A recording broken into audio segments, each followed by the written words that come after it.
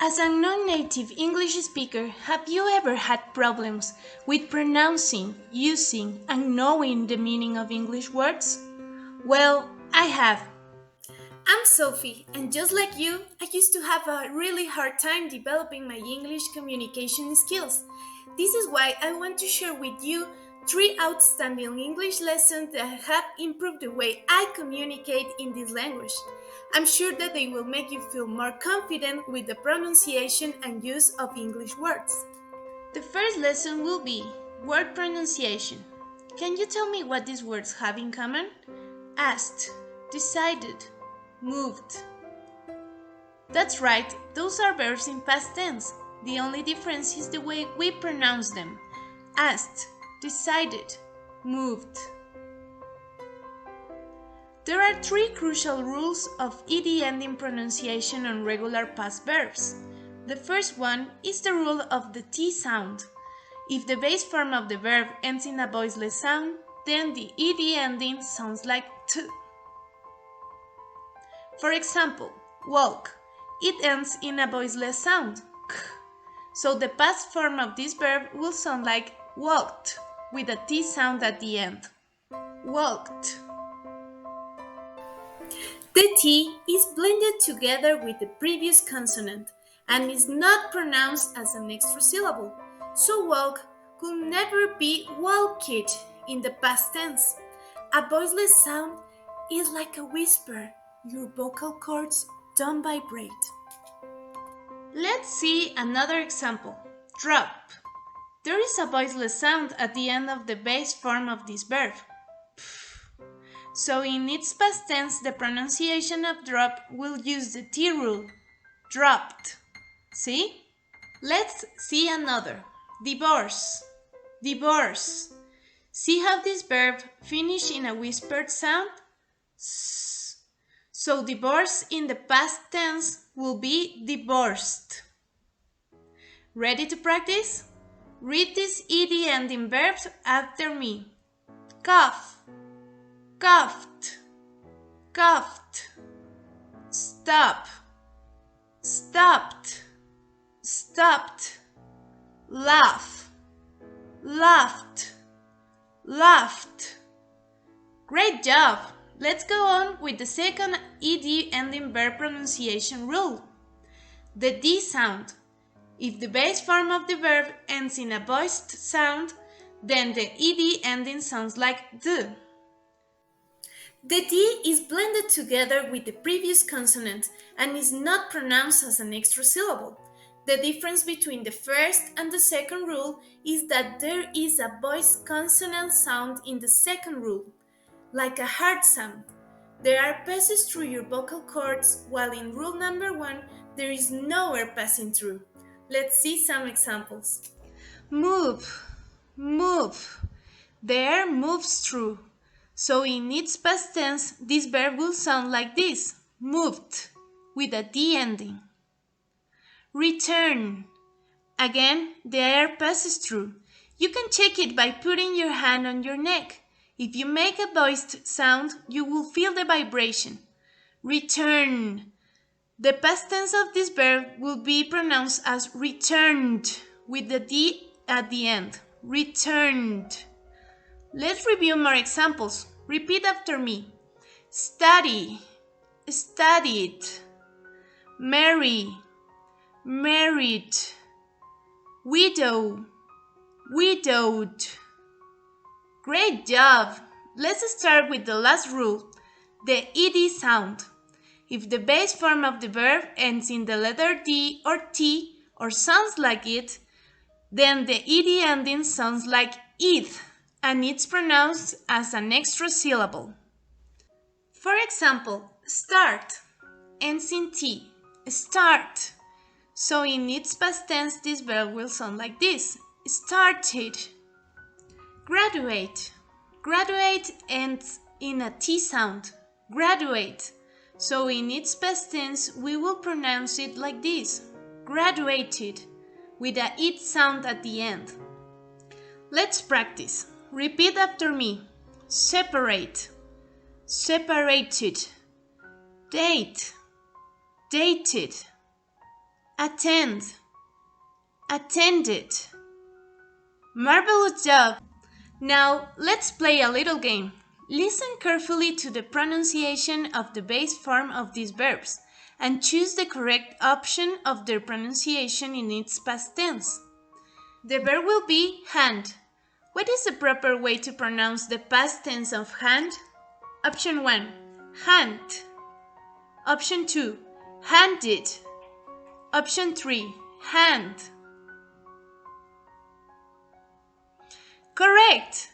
Hand ends in a D sound, so the correct way to pronounce this verb in its past tense is handed, with an ED sound at the end. Now you have learned the 3 rules of ED pronunciation. We will learn how to identify word parts. Identifying word parts is exceedingly useful when we want to speak English, because knowing what is the root of a word can help you to interpret and create different words coming from the same root. The root of a word is the origin, essence, and meaning of a word. Let's see an example. In the word construction, the root will be struct, which means to build. Knowing the root of this word can make it easier to create new words from the same root. Struct, as in deconstruct, reconstruction, or instruction. What changes these words with the same root is something called prefixes and suffixes. They are located at the beginning with the prefix and at the end with the suffix. Let's identify the prefixes existing in the following words: construction, deconstruct, and reconstruction. As mentioned earlier, the prefix is at the beginning, so the ones we can identify are con in construction, de in deconstruct, and re in reconstruction. Using prefixes is undeniably advantageous because they can help you to create completely new words and exponentially multiply your English vocabulary. Prefixes can turn a word meaning from something particularly positive to a dramatically opposite meaning.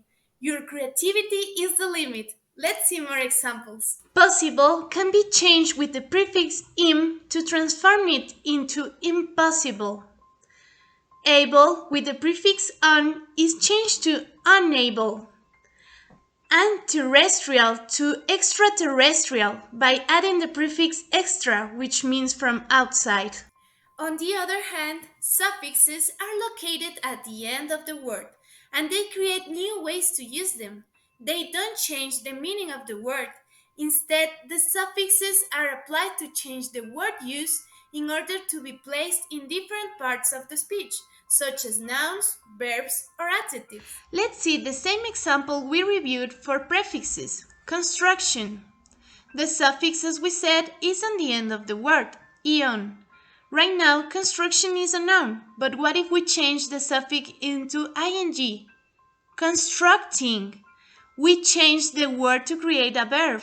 Or what if we change the suffix to "eve"? Constructive. We created an adjective. Let's see another example. Biodegrade. The verb biodegrade is referred to an object or substance that living organisms or bacteria can decompose. If we change the suffix to "-tion, we can create the word biodegradation, which is a noun, or add the suffix able to create the adjective biodegradable. Can you see how great prefixes and suffixes are? Here's a homework for you to practice. Draw a tree, then search a root word on internet and write it on the root of the tree you drew. Try to think what words can come from the same root, as you see on the example, and write them on the leaves of the tree. Finally, identify how the prefixes and suffixes change. I'm sure you'll have a lot of fun. If you want it, you can pause the video to see carefully the example. Now you have become a master creating new words. We're going to move to lesson 3, word patterns. Word patterns are useful to identify, transform, and accurately use thousands of English words that you already know. I'm referring to cognates. Cognates are words in English with the same or similar nature than in Spanish.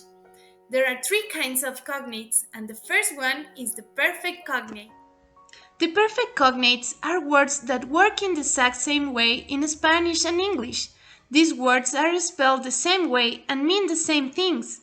The only difference is that they are pronounced slightly differently. For example, actor and actor, festival and festival, balance and balance, and the list goes on. The second type of cognates is the group of nearly perfect cognates. This is a group of words that mean the same thing in both languages. They can be converted from Spanish to English by applying simple rules.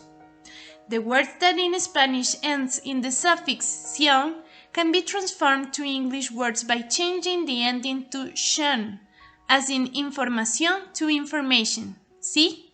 The word is nearly the same. The second rule is that we can transform words from one language to the other by watching if the word in Spanish ends in the suffix ico. If that's the case, then we will have to change it to ic, as in the word básico to basic.